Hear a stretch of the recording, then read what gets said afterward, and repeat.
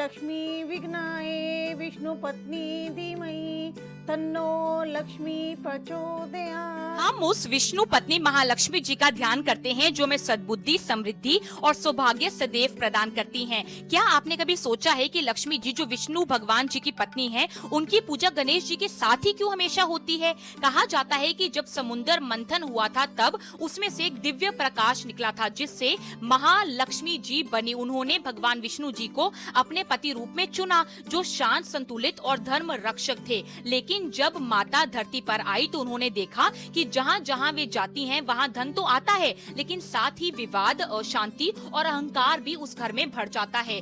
तब उन्होंने भगवान विष्णु जी से इस प्रश्न का उत्तर पूछा। भगवान विष्णु जी ने कहा कि हे देवी, जब आप कहीं पर भी विराजती हैं तब लोगों में अहंकार आ जाता है और वहाँ पर कला कलेश बढ़ जाता है, क्योंकि बुद्धि और विवेक की कमी होने के कारण जहाँ पर भी आप जाती हैं उनके विनाश का कारण बन जाती हैं। तभी महालक्ष्मी जी ने संकल्प लिया कि मैं वही रहूंगी जहाँ पहले से बुद्धि और विवेक का वास उस घर में होगा। इसीलिए उन्होंने गणेश जी को, जो कि बुद्धि के देवता और विघ्नहर्ता माने जाते हैं, उन्हें अपना अग्रदूत बना लिया उसी वक्त, उसी समय, क्योंकि लक्ष्मी जी धन, सौभाग्य और समृद्धि देने वाली हैं और वही गणेश जी बुद्धि और विवेक के देवता माने जाते हैं विश्व भर में। इसलिए तब से नियम बन गया कि हर पूजा से पहले गणेश जी की पूजा होगी, फिर महालक्ष्मी जी की पूजा होगी, क्योंकि समृद्धि वही टिकती है जहाँ समझदारी रहती है। इसलिए दीपावली पर हर घर में पहले गणेश जी का आवाहन और फिर लक्ष्मी जी का स्वागत किया जाता है, क्योंकि बिना बुद्धि के धन विनाश का कारण बनता है। सदैव बुद्धि के साथ धन सुख और समृद्धि देता है। इस अद्भुत कहानी से हमें यह सीख मिलती है कि जहाँ बुद्धि होगी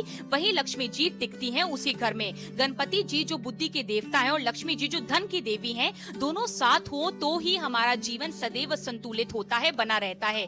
इसलिए हर कार्य की शुरुआत गणपति जी की पूजा से ही होती है हर घर में। जिस परिवार में प्यार, समक्ष और धैर्य होता है वही असली लक्ष्मी का वास सदैव बना रहता है, सदैव होता है। और केवल धन होना ही पर्याप्त नहीं है, बल्कि उसे सही दिशा देने के लिए बुद्धि और विवेक का होना भी उतना ही आवश्यक है। माता लक्ष्मी और भगवान गणेश जी का साथ हमें यह सिखाता है कि समृद्धि तभी स्थायी रहती है जब जीवन में समझदारी, धैर्य और संतुलन हो। यह हमें प्रेरित करता है कि हम अपने जीवन में केवल भौतिक सफलता के पीछे न भागे सदैव, बल्कि सही निर्णय लेने की क्षमता, विनम्रता और अच्छे संस्कार भी विकसित करें, क्योंकि यही गुण हमारे सुख, शांति और स्थायी समृद्धि का असली आधार बनते हैं सदैव हमारे आने वाले जीवन में।